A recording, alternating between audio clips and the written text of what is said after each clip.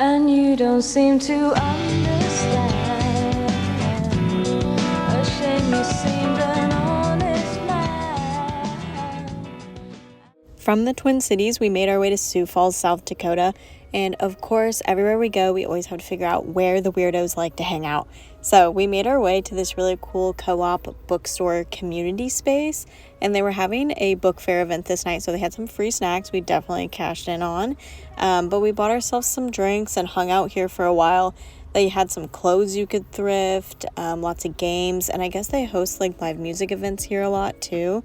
If I lived around here, I would be here all the time. It was such a good vibe here. And after an intense game of Guess Who, we crashed at the Planet Fitness and then woke up and went and saw the falls.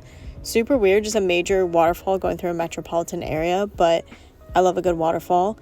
And then we went to Wall Drug after this. It's like right outside of Badlands National Park. And this, oh my God, I'm just imagining if you were here like tripping on mushrooms or something, like bad trip waiting to happen.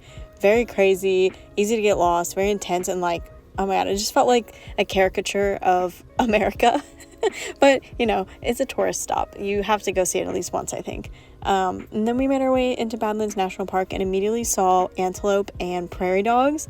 This was the first time I have ever seen prairie dogs outside of a zoo, and I want one. They are so freaking cute, and they are everywhere out here. At the time of our visit, the government was shut down, and it still is at the time of me doing this voiceover, but I'm not sure if that is the reason why, but we pretty much had this park all to ourselves. And it was awesome. And also, I know this is the type of park where you just drive through and pull off a bunch.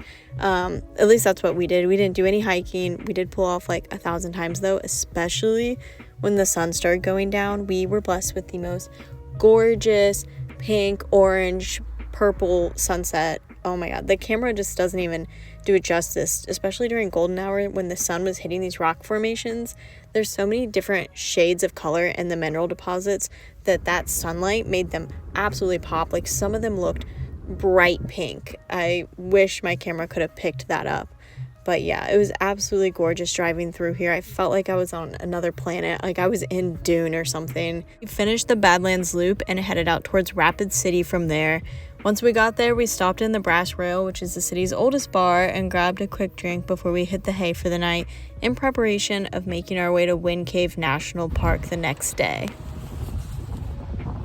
Film my hair blind. When you stick your head in, there's actually wind that comes out of here. Stick your head in more.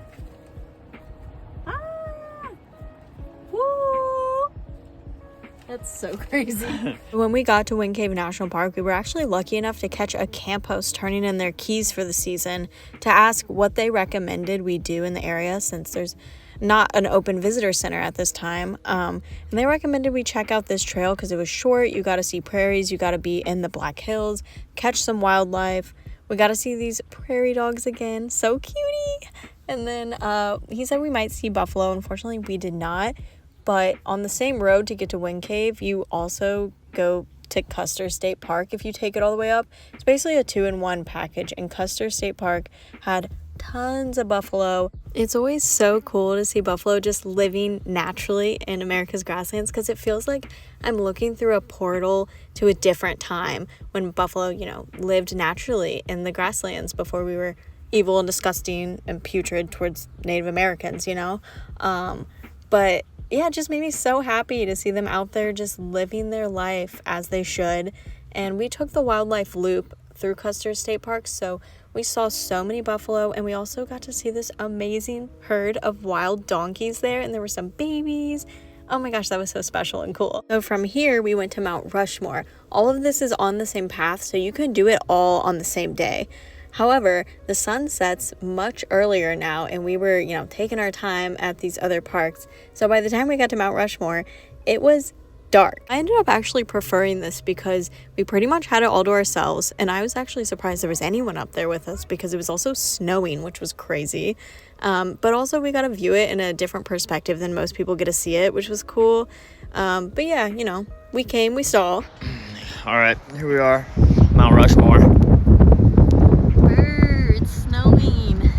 It's not that scary. I thought it was gonna be scary. Look, I'm crying because how beautiful it is. After a long day, we finally made our way to Sturgis, which was a spot we were really looking forward to checking out because this is Caleb's first year with a motorcycle. My family went to Sturgis Bike Rally early in the year and loved it, but I was actually so surprised at how small the town actually was when we got there. And it was late, so we were kind of like, what should we do? So we just went to a biker bar and then hit the hay at a trailhead in the Black Hills right outside of town.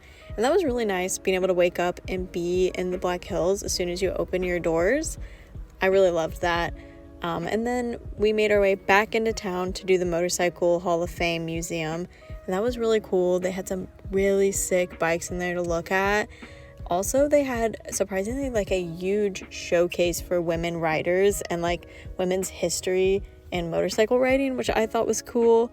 There was also a ton of awesome, inspiring vintage fashion on display, like moto fashion. And that was probably my favorite part because I'm a fashion nerd.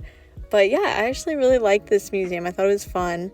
After checking out some of the biker shops on Main Street and just exploring the town a little bit, we headed towards Devil's Tower, and I was so excited for this national monument because I love Close Encounters with the Third Kind. Also, I really don't get the petrified tree conspiracy, even though it's really fun. Seeing it in person, I'm like, yeah, that's clearly a rock, dude. But I feel like people who say that have never actually seen it in person. But yeah, anyways, you know, we had to find some geocaches. We're trying to geocache in every single state on this road trip. And one was really cool. It was in an ammunition box. We found 2 geocaches, but this one was the best. And then we took off to Salt Lake City, baby.